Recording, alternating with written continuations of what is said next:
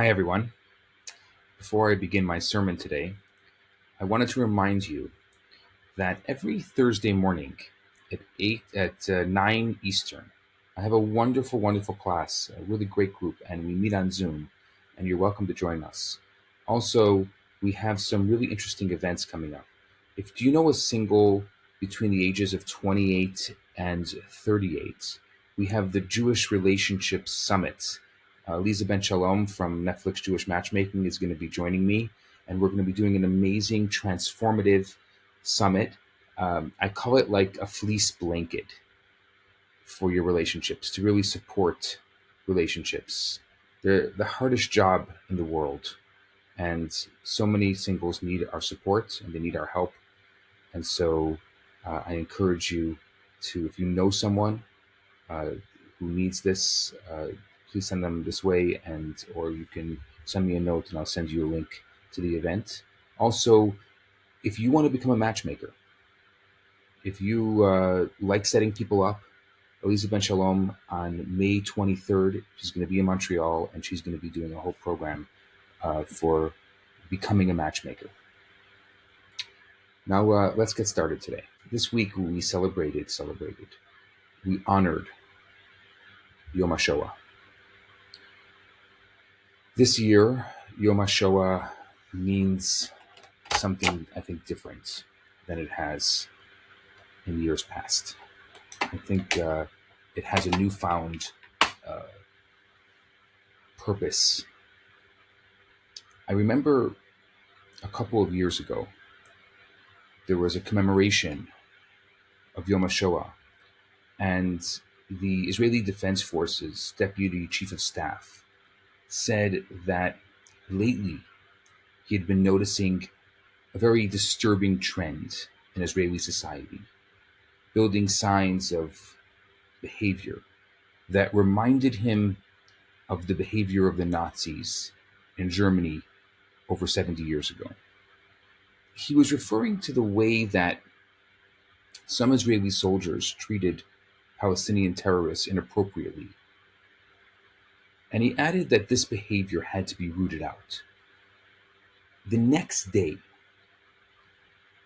the lead story across the world, media's Yom HaShoah reports, were the comments that were made by the Deputy Chief of Staff, Jew haters in particular, who long ago they argued that Israel was subjecting the Palestinians to Nazi tactics, thrilled over his words like a long-lasting treasure. Look, even Israel's Deputy Chief of Staff admits that Israel has a problem, and he found it right to talk about it publicly.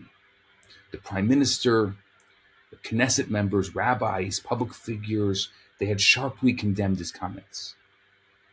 So, first of all, if this high-ranking officer had studied even a bit of history about the Nazi era, he would have never made such a deviant comparison. But even if we grant his words and say that they contain even a kernel of truth, I think there's something that you still have to take into consideration before you talk about it in public. And that brings us to this week's Torah portion. Actually, this week's Haftorah. This week's Haftorah comes from the book of Ezekiel in chapter 20. The Haftorah begins with the second verse of that chapter. But to understand the reading's context and its connection with our Torah portion, you have to know what's written in the verse, the first verse. The prophet Ezekiel was the prophet of a diaspora. Over a decade before the destruction of the Beit HaMikdash, of the Holy Temple, he had left the Holy Land for exile in Babylonia, along with an elite group of Jerusalem residents. And then, in the 7th year of his exile, he writes that as he sat on the banks of the Kvar River on the 10th day of the 5th month, which would have been the day after Tisha B'Av, people from the elders of Israel came to inquire of God, and they sat before me. Who were these elders of Israel? Who were these people?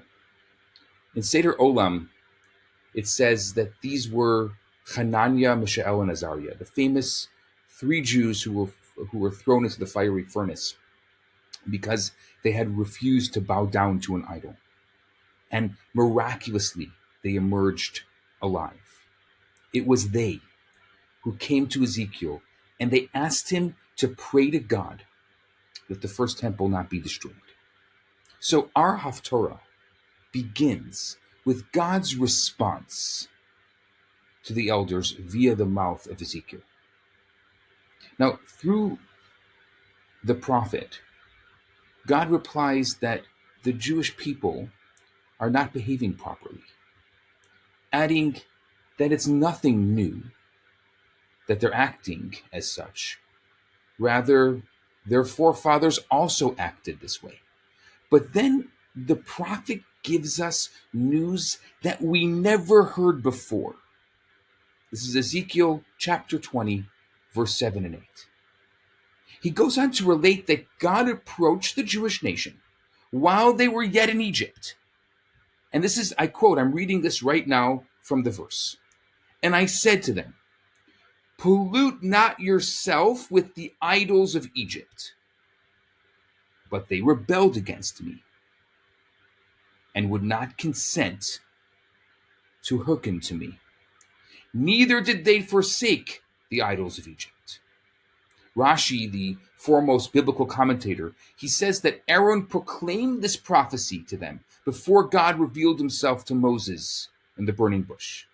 So even while in Egypt, God commands the Jewish people via Aaron to stop worshiping idols, but they refused. And as a result of that, God wanted to culminate my wrath upon them within the land of Egypt.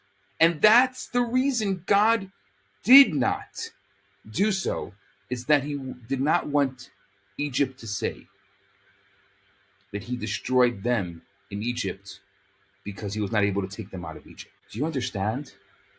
That's news. You never heard such a story about anywhere like this. This is insane. That even while they're still in Egypt, Aaron is sent to the Jewish people to try to convince them to stop worshiping Egyptian idols. And then the Jewish people don't listen to the extent that God wants to eradicate them, and only due to the concern that the Egyptians will interpret it as weakness on the part of God, he didn't actually proceed to do it. The story is not told in the book of Exodus. The story is not told in the book of Deuteronomy, the book of Joshua, or any book of the Torah, making it what I would say classified information. It was specifically the prophet Ezekiel, who lived almost 900 years after the Exodus from Egypt, who tells us this story. Now, why was the story not known? Rashi says something very interesting. For nearly 900 years, between the Jews in Egypt and Ezekiel, his love hovered over them. And as it says in Proverbs, love covers all sins. In other words, for about 900 years, God buried this story. Why? Because God loves the Jewish people. And this teaches us that someone who loves will never speak ill of them, even if it's true. And the analogy doesn't compare whatsoever to God's actual love for the Jewish people. Now, I'm sure you're listening to this, and you have questions like I do. Here's one question I thought about. If God hid this story for close to 900 years, what suddenly happened? What suddenly changed? There's a story in the Torah, at the end of the Torah portion of Shlach, in which we're told that when the Jewish people lived in the desert, they found a man collecting wood on Shabbat. Now, even in the desert, right at the beginning of our history, as the nation of Torah, there was a Jew who was already violating the Shabbat. The Torah doesn't tell us who he was. It only says they found a man. It's an anonymous story.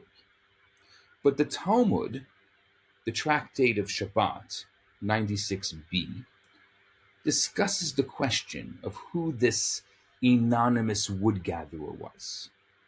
And the famous sage Rabbi Akiva says that the wood gatherer was a man named Salafchad. And Rabbi Akiva brings proofs from this verse that it actually was Salafchad. So the Talmud tells us that the great Rabbi Yehuda ben Beseira, another sage, said to him, Akiva, Rabbi Akiva, the Torah concealed it and you reveal it. In other words, the Torah purposely did not tell us who the person's name was, who was this wood gatherer. And you come along and specifically try to discover who the person is. And even though Rabbi Yehuda ben Beseira's complaint was correct, the Talmud still publicized who was the wood gatherer. So we come back to the same question. For 1,500 years, when Jews studied this history, they didn't know who the wood gatherer was. And so what was suddenly changed that now it's, in the terms of journalism, cleared for publication? Why now? I think there's a similar question that's posed. This one is posed by the Rebbe regarding the opening of Deuteronomy. The book of Deuteronomy, the book of Devarim, is essentially one long speech given by Moses that he delivered 5 weeks before he passed away. And Moses summarizes all 40 years in the desert, reviewing the giving of the Torah, the sin of the golden calf, the sin of the spies, everything. It's definitely not rosy. But the beginning of the speech, there's a cryptic, a strange message. It begins with the words, these are the Devarim, these are the words, which Moses spoke to all Israel on that side of the Jordan in the desert, in the plains opposite the Red Sea, between Paran and Tophel and Lavan and Chaserot and Dizahav.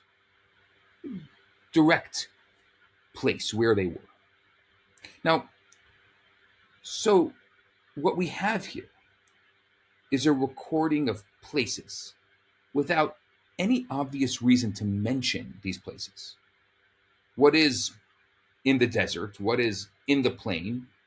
And so what is it supposed to be telling us? Why all of a sudden is the Torah interested at that moment to mention those places? Essentially, Moses wanted to remind the people of their sins, and he didn't want to embarrass them. He only wanted to mention the names of the places, but everyone knew what he meant. It's like a parent who tells their child, "You remember what happened last time we went to Orlando? I don't want that to happen this time." Both the parent and the child know what is meant, and you don't have to tell the details of what actually happened. But then in this narrative, Rashi, again, the foremost biblical commentator, he comes along and specifies precisely what sins were committed in each place. And so the Rebbe says it like this. The Rebbe asks the same question that Rabbi Yehuda ben Beseira asked Rabbi Akiva. The Torah concealed it. Why do you reveal it? If the Torah doesn't want to tell it, why are you giving names? Why are you telling this narrative? If the Torah intentionally did not specify what happened in those places out of respect for the people, that's what Rashi himself explains. So then why did Rashi himself come and list those places? Did he not tremble for the respect of the people? The Rebbe says something very interesting, that the whole thing is a matter of timing. In Moses' time, for the generation that was about to enter the land of Israel, it was still a fresh wound. And so, for the respect of the people, Moses only mentioned it by hint. But in Rashi's generation, which is 2,400 years later, then there's no concern that specifying the sins would embarrass somebody. On the contrary, I think it helps us understand the story, it helps us understand the narrative. And the same is true with regards to the wood gatherer. In his generation, it was clear that they would hide who he is because they didn't want to shame the famous, the famous daughters of Tzulafchad who cherished the land. But in the time of Rabbi Akiva, that was 1,300 years later. No one would be going around saying, "Oh, I'm Tzulafchad's grandchild, and I'm humiliated by the news." It wouldn't have happened. It was too far from the actual story. And so, in Rabbi Akiva's time, it was okay to reveal who the man was, and not only was he allowed to publicize, but necessary, because it's very hard to connect to an anonymous story. For better or worse, that's the reality. If you don't know the story, it's not personal. It's very impersonal. It's, oh, this story that happened. Then you think, maybe, did it happen? Didn't it happen? You can't connect to it. So when you hear or read that someone did something good, it doesn't have any effect on you because you don't know who that person was. You don't know what the circumstances were. But you hear that, like, this particular individual, a person who you know or a person you've heard of, and they did something. You know the person, and maybe they're even your age. It has a very different effect on you entirely. And I think maybe this is the same reason why God hid the story for 900 years. The story of the Jews worshiping the idols in Egypt. But once the Jews were exiled in Babylonia, there was no reason to hide the story. On the contrary, such a story could motivate the Jewish people to change, to learn from it, to not repeat what happened. And so it was specifically the prophet Ezekiel who revealed this story. And I think it's the same today.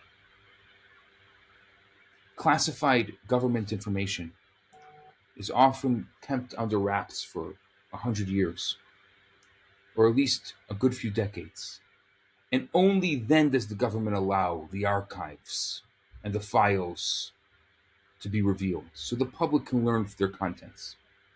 But as long as the people that are involved are still alive, it's forbidden to embarrass them.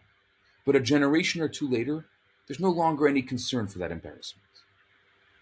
I think it is incumbent upon us to learn from this, that today, right now,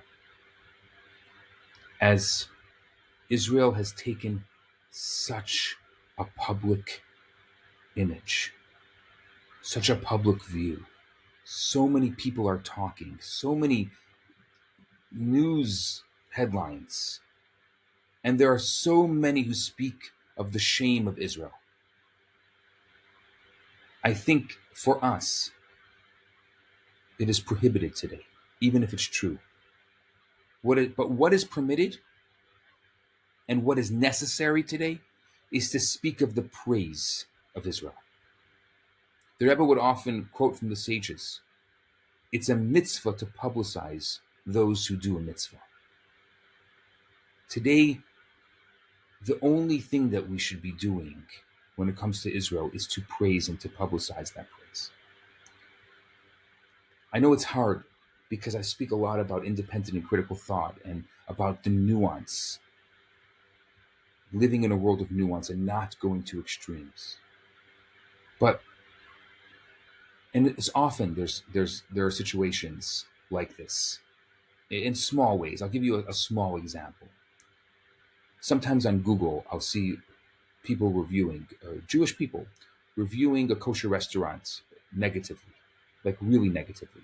And I think to myself, there are so few kosher restaurants, and it's so hard for the restaurateurs to stay in business.